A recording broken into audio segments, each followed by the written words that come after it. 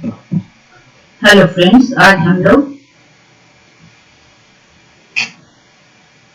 सर्वे research के बारे में पढ़ेंगे।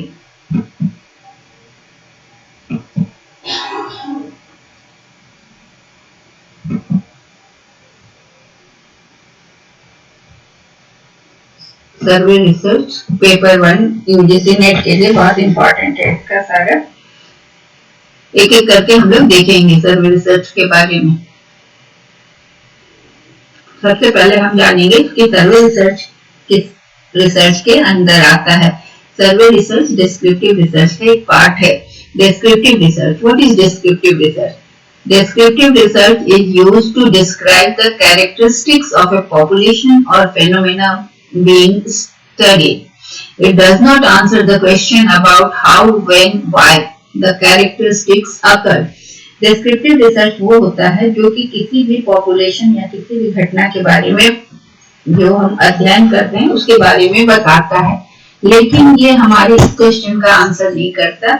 ये बताता है कि वाई, ये केवल वाई के बारे में नहीं बताता, हाउ वन बताता है। What are the characteristics of population being studied, ये भी बताता है, लेकिन ये घटना क्यों हुई, यहाँ पर हमारा जो आंसर है इसमें केवल वाई नहीं बताता है। ठीक है, ये डिस्क्रिप्टिव रिसर्च खाली वाई नहीं बताता है, हाउ व्हेन बताता है। ठीक है, तो हम लोग को ब्लैक से कर देती हूँ।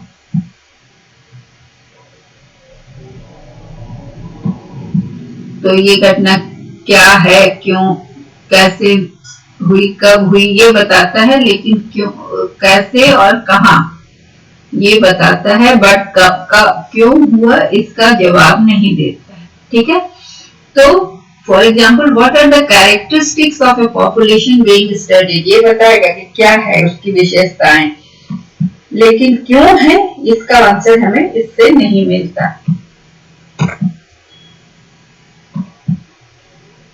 तो डिस्क्रिप्टिव रिसर्च जो भी हम स्टडी कर रहे हैं उसके बारे में बताता है। तो डिस्क्रिप्टिव रिसर्च के दो अप्रोच हैं, एक है केस स्टडी, दूसरा है सर्वे। तो हम लोग आज स्पेशल अटेंशन सर्वे पे देंगे, लेकिन केस स्टडी क्या होता है ये भी हम थोड़ा जान लें कि it involves making detailed observations about one specific case, किसी भी केस, स्पेसिफिक केस को लेकर उसको स्टडी करना, उसका डिटेल ऑब्जर्वेशन करना, इसके बारे में सारी जानकारी इकट्ठा करना is called case study. This would consist of observation or interviews, but there is no influence from the researcher. Case study जब हम करते हैं तो हम उसको ऑब्जर्व करते हैं या फिर उससे इंटरव्यू लेते हैं और उसके विगत जीवन की जानकारी लेते हैं, प्रेजेंट में लेते हैं, दोनों को रिलेट करते हैं। लेकिन रिसर्चर जो है, जो हम रिसर्च करने जा रहे हैं या आप रिसर्च करने जा रहे हैं, तो आप उसको इन्फ्लुएंस नहीं कर सकते। इन्फ्लुएंस करके जानकारी में कोई तब्दीली नहीं लाई जा सकती। The intent is simply to examine closely the qualities and characteristics of the cases. जो भी केस का स्टडी हो रहा है उसकी क्वालिटीज और कैरेक्टरिस्टिक्स को हमें पता करना होता है, हमें अपनी राय उसमें नहीं देनी होती, ना अपने हिसाब से उसको हम मैनिपुलेट कर सकते हैं। तो अंदर केस स्टडी ये ऐसा होता है। लेकिन सर्वे रिसर्च में क्या होता है, what is survey research? Survey research is one of the most important areas of measurement applied in social research. जब हम सोशल रिसर्च करते हैं तो उसमें हमें सर्वे की बहुत ज्यादा, सर्वे रिसर्च बहुत काम आता है। The broad area of survey research encompasses any measurement procedure that involve asking questions to respondent. Survey research का सबसे इम्पॉर्टेंट चीज होता है क्वेश्चन पूछना। सो क्वेश्चनर इसका बहुत इम्पॉर्टेंट एस्पेक्ट होता है, जिसमें रेस्पोंडेंट्स को आंसर देना होता है। ये survey can be anything from a short paper and pencil feedback to an intensive 1-to-1 in depth interview. Survey के लिए क्या हो सकता है कि एक पेपर पेंसिल पर भी वो अपने क्वेश्चंस का आंसर दे सकते हैं, क्वेश्चनर उनको भेज सकते हैं और वो उसको आंसर करके बाय मेल भी भेज सकते हैं, या फिर हम जाके एक एक व्यक्ति से पूछकर इन डेप्थ इंटरव्यू भी ले सकते हैं, या फिर वो पेंसिल से लिखकर क्वेश्चंस के आंसर भी दे सकते हैं। तो सर्वे छोटे स्केल पर भी कर सकते हैं, लार्ज स्केल पे भी कर सकते हैं। It is often used to assess thoughts, opinions and feelings को असेस करने के लिए, लोगों के विचार, लोगों की राय और लोगों के अनुभव या उनके विचार को जानने के लिए हम सर्वे करते हैं। A survey consists of a predetermined set of questions that is given to a sample.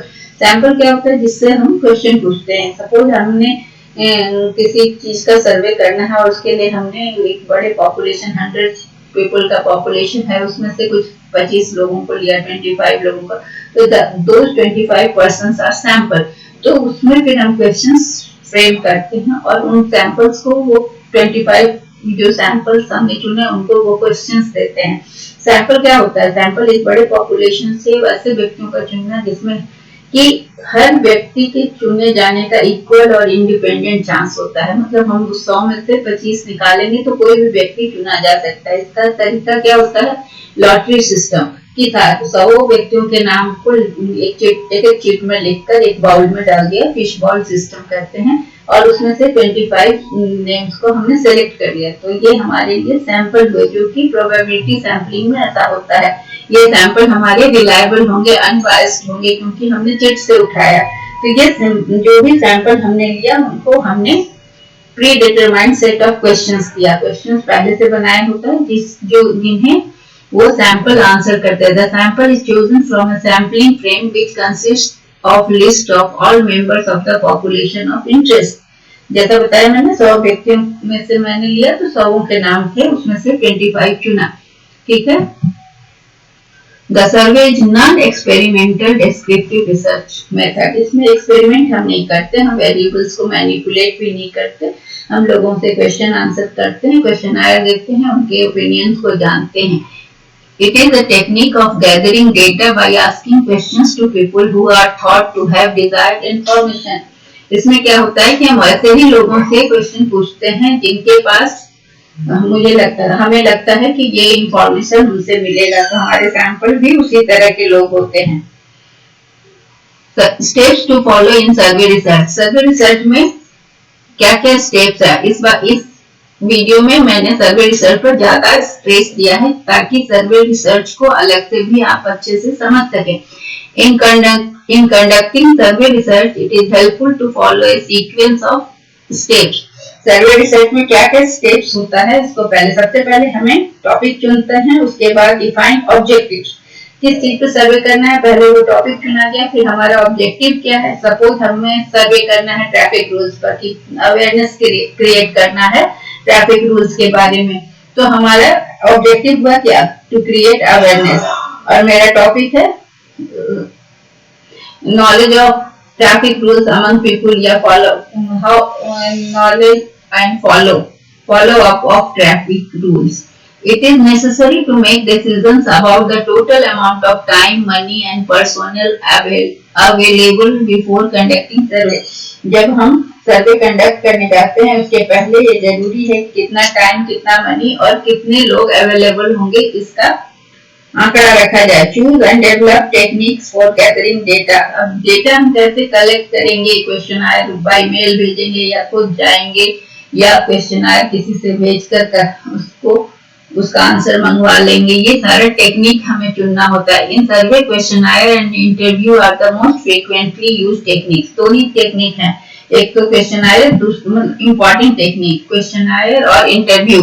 Sampling क्या होता है? Sampling most surveys use probability sampling in order to ensure adequate representation of the population. जैसा मैंने आपको एक उदाहरण दिया कि 100 का पॉपुलेशन अगर हमने लिया और उसमें से 25 सैंपल्स लेने हैं, तो क्या है कि एडिक्वेट रिप्रेजेंटेशन कब होगा?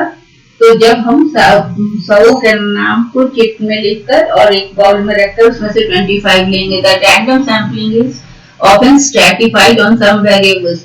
हम स्ट्रैटिफाइड सैंपल भी ले सकते हैं। अगर 3 स्ट्रैटम में लोग सपोज किसी ऑफिस से हमें सैंपल इकट्ठा करना है और 75 सैंपल इकट्ठा करना है, तो 3 स्ट्रैटम में लोग हैं, एक मैनेजमेंट है, एक ऑफिसर्स एंड वर्कर्स है। तो तीनों से हम 25 और 25 सैंपल्स लेंगे और वो रैंडम सैंपल होंगे, तो उसे हम उसी तरीके से इकट्ठा करेंगे हर ग्रुप के लोगों का नाम लिखकर उसमें से चेक निकाल लेंगे, या फिर हम नंबर से भी कर सकते हैं कि हर चौथा ले लेंगे, हर पांचवा, उसके बाद हर चौथा व्यक्ति को लेंगे। इस तरह से भी हम अगर सेलेक्ट करते हैं तो हमारे सिलेक्शन का प्रोसेस रैंडम होता है। सपोज कि हर स्ट्रैटम में 100 लोग हैं तो हम हर चौथा को लेते गए, तो फर्स्ट लिया, फिर फोर्थ लिया, फिर 8 लिया, इस तरह से करके ले सकते हैं। Letter of transmitter, mailed questionnaire should be attached with a brief cover letter which should establish credibility of the researcher and his study. एक कवर लेटर बनाकर जब हम मेल करते हैं क्वेश्चनायर, तो उसके ऊपर एक कवर लेटर होना चाहिए जिसमें कि रिसर्चर का नाम, उसका पर्पस, ये सारी चीजें होनी चाहिए, ताकि जो भी आंसर देने वाला है उससे कोई हिच ना हो और वो अश्योर्ड होकर आंसर कर सके। Follow up, it is seen that only 40 to 60% respondents return questionnaire, so after 2 to 4 weeks follow up letters should be sent to those who have not responded, stressing the importance of study in the cover letter. क्या हुआ कि जब भी ऐसा होता है questionnaire हम भेजते हैं तो सारे के सारे क्वेश्चनायर के आंसर हमें नहीं मिलते, तो उसमें फॉलो अप करने की जरूरत होती है। जो रिसर्चर होता है, he should mail again, he should write letters to inform that their answer is important for his research, so they should send it quickly। इस तरह का लेटर उनको भरना, फिर से भेजना पड़ता है ताकि वो उनको प्रॉपर आंसर मिल सके, ताकि उसकी स्टडी का ऑथेंटिसिटी बन सके। Non-respondents, in most surveys there will be a percentage of people who fail to return the questionnaire. These people are called non-respondent. If possible, then they should be interviewed. अब बहुत सारा क्या होता है कि वो लोग नहीं भेजते वापस क्वेश्चनायर को, तो ऐसे लोग को नॉन रेस्पोंडेंट कहा जाता है। अगर ये ऐसे लोग हैं तो उस समय फिर उनके लिए क्या करना होता है कि वहाँ इंटरव्यू लेने की आवश्यकता होती है, तो रिसर्चर को जाकर इंटरव्यू लेना होता है ताकि उनसे डेटा इकट्ठा किया जा सके। Different design of survey research, survey research का अलग अलग डिजाइन है। पहला है क्रॉस सेक्शनल स्टडीज, दूसरा है बिफोर एंड आफ्टर स्टडीज, और तीसरा है लॉन्गिट्यूडिनल स्टडीज। एक एक करके हम देखते हैं इसको। The cross sectional study design जो है वो बहुत सिंपल है, extremely simple in design. It is best suited to studies aimed at finding out the relevance of phenomena, situation, problem, attitude or issue by taking a cross section of population. क्या है कि ये कैसे studies के लिए बहुत important है, जहां पर कि किसी भी सिचुएशन या फेनोमेना का, प्रॉब्लम का वहां पर प्रिवेलेंस है, मतलब ऐसी समस्याएं वहां पर उपस्थित हैं। एटीट्यूड और इश्यू, लोगों के एटीट्यूड या issue by taking cross section of population, मतलब हर उस पॉपुलेशन के हर सेक्शन से हम इंटरव्यू लेंगे जब सभी तबके के लोगों से। इन ए सैंपल और samples are drawn from the relevant population and studied once, और फिर हमने उससे संबंधित जो भी पॉपुलेशन है उससे सैंपल ड्रॉ करके को स्टडी करेंगे। It describes the characteristics of that population at one time but can give insight as to the cause of population characteristics. एक पहले हमें उस पॉपुलेशन की विशेषता बताएगा, दूसरा है कि उस कॉज ऑफ मतलब उस पॉपुलेशन की विशेषता का क्यों ऐसी विशेषता है इसका इंसाइट देगा। As these studies involve only one contact with the study population, they are comparatively cheap to undertake and easy to analyze. क्योंकि ये एक ही कांटेक्ट होता है इसलिए with the study population, तो क्या है कि ये चीप है और इसको करना भी आसान है। Example, consumer satisfaction with A product, the relation, किसी भी प्रोडक्ट से कंज्यूमर कितना सेटिस्फाइड है, तो एक ही प्रोडक्ट के बारे में पूछना है तो इसका इकट्ठा करना, डेटा इकट्ठा करना आसान है। The relationship between home environment and academic performance of the child at A school, घर का माहौल का और एकेडमिक परफॉर्मेंस में क्या प्रभाव पड़ता है, इसको भी स्टडी हम करते हैं, तो इसे क्रॉस सेक्शनल डिजाइन कहते हैं। Before and after study design, the most appropriate design for measuring the effectiveness of a programme. किसी प्रोग्राम को हम ये करते हैं, हम नया इम्प्लीमेंट करते हैं तो उसके पहले की स्थिति और बाद की स्थिति को स्टडी करते हैं। It can measure the change in A situation, phenomena, issue and problem. ये अभी एक समय में बहुत देखने को आ रहा है, classroom teaching and digital teaching. तो क्लासरूम टीचिंग से क्या रिजल्ट आता था और डिजिटल टीचिंग से क्या रिजल्ट आएगा, इसको हम जब करेंगे तो इसे before and after study design कहेंगे। It is carried out by adopting the same process of cross-sectional study except that comprises two cross-sectional observations, the second being undertaken after a certain period. ये मिलता जुलता है, लेकिन इसमें एक अलग खासियत ये है कि ये किसी भी इवेंट के मतलब सर्टेन पीरियड के बाद दोबारा इसको हम अंडरटेक करते हैं ताकि पहले का और बाद का इफेक्ट को कंपेयर कर सकें। जैसे the effectiveness of marriage counselling service before marriage and after marriage, the impact of incentives on productivity of employees in organisation. Before incentive उनका कैसा प्रोडक्टिविटी था और जब उनको इंसेंटिव दे दिया जाता है तो क्या चेंजेस आया, ये आता है before and after study design में। एंड लॉन्गिट्यूडनल स्टडी डिजाइन में क्या होता है कि determine the pattern of change in relation to time. हम चेंज को स्टडी करते हैं लेकिन एक लगातार कंटिन्यूटी में देखते हैं कुछ समय तक, मल्टीपल टाइम पॉइंट्स में, मतलब अलग अलग टाइम में देखते हैं। इमेजेस सेम रैंडम सैंपल, एक ही सैंपल को हम अलग अलग टाइम में देखते हैं, मतलब बहुत सारे टाइम पीरियड्स में देखते हैं। It is the easiest way to assessing the effect of naturally occurring events. Sample हमारा वही है और उसमें समय के साथ साथ बदलाव क्या आ रहा है ये देखते हैं हम हर मल्टीपल टाइम्स में, मतलब अलग अलग टाइम में देखते हैं। But it is expensive and difficult, लेकिन ये खर्चीला भी है और डिफिकल्ट है क्योंकि it hardens to find sample that will commit to a month और ईयर लॉन्ग स्टडी। क्योंकि एक ही सैंपल को हम एक कई महीनों तक या एक साल तक, कई सालों तक स्टडी नहीं कर सकते हैं क्योंकि वो अवेलेबिलिटी भी उसकी मैटर करती है, वो पता नहीं है अवेलेबल हो या नहीं। Example, to ascertain the trends of demand for labor। अब डिमांड फॉर लेबर के लिए जब भी हम करेंगे तो एक ही तरह का लेबर लगातार समय तक कई मतलब महीनों तक मिले ये जरूरी नहीं है और सिचुएशन भी बदल जाता है। जैसे डिमांड फॉर लेबर जो कोरोना के पहले था और अब जो है ये दोनों में अंतर हो जाता है। तो अगर हम स्टडी करते हैं लंबे समय तक तो हमें कुछ समय तक पॉजिटिव दिखता है, फिर बहुत समय तक नेगेटिव दिखता है। मोड्स ऑफ डेटा कलेक्शन सर्वे में क्या है कि फर्स्ट हैंड इंफॉर्मेशन गैदर करते हैं प्राइमरी सोर्स से, मतलब खुद जाके। प्राइमरी डेटा कैसे कलेक्ट होता है, जब आप खुद जाके डेटा कलेक्ट करते हो फील्ड में। Method of data collection from primary source कैसे करते हैं, इंटरव्यू लेते हैं, 1-to-1 इंटरव्यू लेते हैं, फिर क्वेश्चनर्स देते हैं और उसका आंसर्स मंगवाते हैं।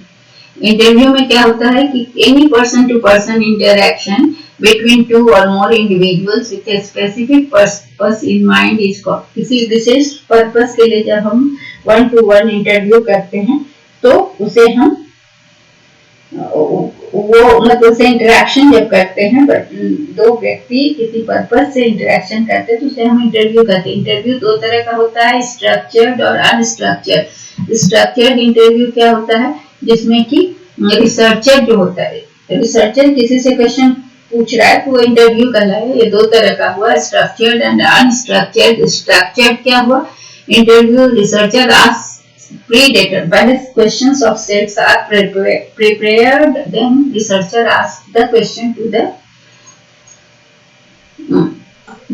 sample। So in a structured interview, researcher asks a predetermined set of questions using the same order of question। जो आपका स्ट्रक्चर किया हुआ है, जैसे सीक्वेंस में बना हुआ है वैसे ही आप क्वेश्चन पूछते हैं किसी भी इंटरव्यू शेड्यूल के लिए। An interview schedule is a written list of questions prepared for use by interviewer। क्या है, शेड्यूल बना दिया गया, उसमें क्वेश्चंस का सीक्वेंस दिया हुआ 1 2 3 4 ऐसे, और पर्सन टू पर्सन इंटरेक्शन में फेस टू फेस पूछता है रिसर्चर, या तो फेस टू फेस या टेलीफोन पर या इलेक्ट्रॉनिक मीडिया से पूछकर या तो मेल करके। अनस्ट्रक्चर्ड इंटरव्यू क्या होता है जिसमें कि कंप्लीट फ्रीडम, जिसमें रिसर्चर को फ्रीडम है और in terms of content and structure वहां पर कुछ फिक्स नहीं होता, प्री डिटरमाइंड नहीं होता। वहां पर रिसर्चर जो उसके मन में आता है उस तरह के क्वेश्चंस पूछता है। वहां पर फ्लेक्सिबिलिटी होती है क्वेश्चंस की। Types of unstructured interview are in depth interview, जिसमें बहुत सारे क्वेश्चन पूछे जाते हैं, क्वेश्चन में क्वेश्चन निकलता जाता है, डिटेल डिस्कशन जहाँ हो जाता है, फोकस ग्रुप इंटरव्यू और ओरल हिस्ट्री जब हम पूछते हैं तो वो अनस्ट्रक्चर्ड होता है। इन डेप्थ इंटरव्यू में क्या होता है, face to face repeated in depth interview जो होता है उसमें फेस टू फेस बातें होती हैं और रिपीटेड इंटरेक्शन होता है between researcher and his informants. जो उसको इंफॉर्मेशन देने वाले होते हैं उसे इन्फॉर्मेंट कहते हैं। ये लंबी बात होती है, इन डेप्थ बात होती है। Thus it seeks to understand the latter's perspective. इसमें रिसर्चर जो है वो इन्फॉर्मेंट का जो है क्या चाहता है, उसका पर्सपेक्टिव, उसका नजरिया, उसका दृष्टिकोण को जानना चाहता है। Because of repeated contact it is assumed that the rapport between researcher and informant will be enhanced। बार बार बात करने से या लंबी बात करने से उन दोनों के बीच रैपो अच्छा बन जाता है, and that the corresponding understanding and confidence between the two will lead to in-depth and accurate information। Focus group interview में क्या होता है कि researcher explore the perceptions, experiences and understanding of a group of people who have some experience in common with regard to situation. फिर वो ऐसे group के साथ इंटरव्यू करता है जहां पर ऐसे लोग होते हैं जिनका नजरिया, जिनका अनुभव और उनकी समझ कुछ कॉमन होती है किसी घटना को लेकर, जो कॉमन विचार रखते हैं उसे वैसे व्यक्तियों से जब वो इंटरव्यू करता है तो इसे फोकस ग्रुप इंटरव्यू कहते हैं। फॉर एग्जांपल द रिसर्चर में explore with relevant groups on issue of domestic violence से जुड़े हुए या उस तरह के लोगों से जब वो इंटरव्यू करता है, रेलिवेंट ग्रुप जो होते हैं, तो इसमें क्या होता है कि इस ग्रुप के जो लोग होते हैं वे और अपने ओपिनियन को एक्सप्रेस करते हैं, वाइल डिस्कसिंग इश्यू को डिस्कस करते हुए अपने ओपिनियंस देते हैं और रिसर्चर उन्हें रिकॉर्ड करता है या नोट डाउन करता है। Oral history it involves both passive and active listening. It is most commonly used for learning about the historical events or episode that took place in past, for gaining an information about a cultural custom or story that has been passed from generation to generation। इसमें क्या होता है, oral history जब हम सुनते हैं किसी से पुरानी घटनाओं के बारे में कुछ या जो चली आ रही है पीढ़ियों से पीढ़ी, एक पीढ़ी दूसरे को बताती, दूसरी पीढ़ी, तो जब हम वहां पर इस बात को जानने के लिए कोशिश करते हैं किसी ऐतिहासिक घटना या कोई episode which has to place in past में कोई घटना घटी हो, तो वहां पर हम या तो एक्टिव लिसनिंग होते हैं, इंटरेक्ट करते हैं, अदरवाइज पैसिव लिसनर होते हैं और सुनकर हम रिकॉर्ड करते हैं। Limitations of interview. इंटरव्यू में क्या होता है कि जो डेटा जो है जनरेट होता है इंटरव्यू से, वो affected by experience, skills and commitment of the interviewer की कमिटमेंट पर डिपेंड करता है, उसके स्किल्स पर कि वो किस तरह से इकट्ठा करता है, किस तरह से डेटा वो कलेक्ट करता है, क्या इंफॉर्मेशन वो निकलवा पाता है। ये भी द इंटरव्यूअर में भी बायस्ड, वो बायस्ड ही हो सकता है किसी भी चीज पर। मान लो इंटरव्यू लेने के लिए वो क्या और उसका ओपिनियन उससे मैच नहीं कर रहा है तो वो बायस्ड हो जाता है और वो अग्री नहीं करता।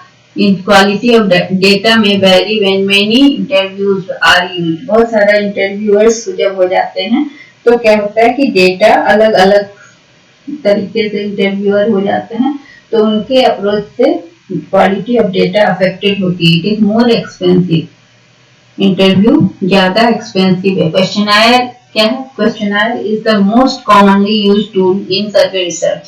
दूसरा टूल है इंटरव्यू के बाद क्वेश्चनायर, जिसमें कि इसका बहुत ज्यादा प्रयोग होता है सर्वे रिसर्च में। ये इसमें क्वेश्चंस के लिस्ट होते हैं बने हुए, प्रिंटेड, रिटन और प्रिंटेड और typed in a definite order and answer to which are recorded by respondents. और जो रेस्पोंडेंट्स भेजा जाता है क्वेश्चनायर या दिया जाता है और उनसे आंसर लिया जाता है स्टूडेंट्स से या जहां भी रिलेटेड ग्रुप होता है। In this method questionnaire is sent usually by post to the person concerned with a request to answer the question and to return the questionnaire। उसमें लिखा होता है कवर लेटर बनाकर कि रिक्वेस्ट भी लेटर होता है कि please answer and this questionnaire is for this purpose, and the interviewer is a question researcher's name और institute जहाँ भी उसका काम है. Different ways of administering a questionnaire. पहला mailed questionnaire जो कि सबसे कॉमन है इंफॉर्मेशन कलेक्ट करने के लिए मेल के जरिए गया. It should be send with self address prepaid envelope से जा सकता है, आपका ऑनलाइन चला जाता है डिजिटल एज में. और it must be accompanied with a cover letter in which name of researcher, contact number, objectives of study and general instructions regarding the questionnaire are given. Collective administration. One of the best way of administering the questionnaire is to obtain captive audience such as students in the classroom or people assembled in one place. Collective administration में आपने देखा होगा, हम लोग तब देखते हैं कि बहुत बार रिसर्चर्स आते हैं किसी कॉलेज में, किसी इंस्टीट्यूशन में और क्लासरूम में चले जाते हैं या असेंबली में जाते हैं, फिर बच्चों को देते हैं क्वेश्चनायर और उन्हें क्लास में बैठकर उनसे करवाकर फिर इकट्ठा कर ले जाते हैं. ये researcher has personal contact with the study population. वो प्रिंसिपल से मिलते हैं या क्लास टीचर से मिलते हैं और उसके बाद वो खुद ही एक्सप्लेन करते हैं कि क्यों आए हैं, क्या पर्पस है, और उसके बाद वो क्वेश्चन आया देते हैं और उसे लोग भर के जब लौटाते हैं. तो it is the quickest way of collecting data, ensures a very high response rate and saves money and time. इसमें क्या होता है कि कोई नहीं करने का सवाल नहीं होता, सब लोग जल्दी से उसको फिल करके दे देते हैं. इससे रिसर्चर का टाइम भी बचता है, मनी भी बचता है और रिस्पांस भी सही मिलता है. Administration in public place. Sometimes questionnaire is administered in a public place, जैसे shopping complex, health center. यहाँ पर क्या है, purpose of study is explained to the potential respondents as they approach and their participation in the study is requested. वहाँ पर जाकर questionnaire दिया जाता है, उनसे एक्सेप्ट रिक्वेस्ट किया जाता है और उनको पर्पस बताया जाता है. ये थोड़ा सा ज्यादा टाइम कंज्यूमिंग होता है. फॉर्म्स ऑफ क्वेश्चन, दो तरह का क्वेश्चन होता है, open ended and close ended. Open ended question में क्या होता है कि possible responses are not given, respondents write down the answers in their own words. इसमें क्या होता है, केवल क्वेश्चन दिया है, they are respondents are free to answer in their own words.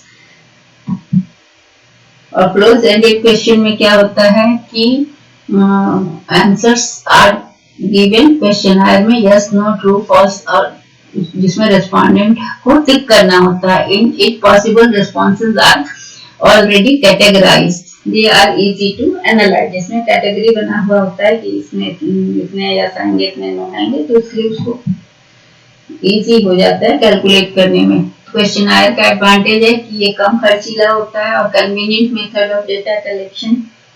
दूसरा कि फेस टू फेस इंटरेक्शन नहीं होता रेस्पोंडेंट एंड रिसर्चर के बीच में, तो इससे ज्यादा ग्रेटर एंड मतलब ना रिसर्चर का पता चलता है ना रेस्पोंडेंट का नाम पता ओपन होता है.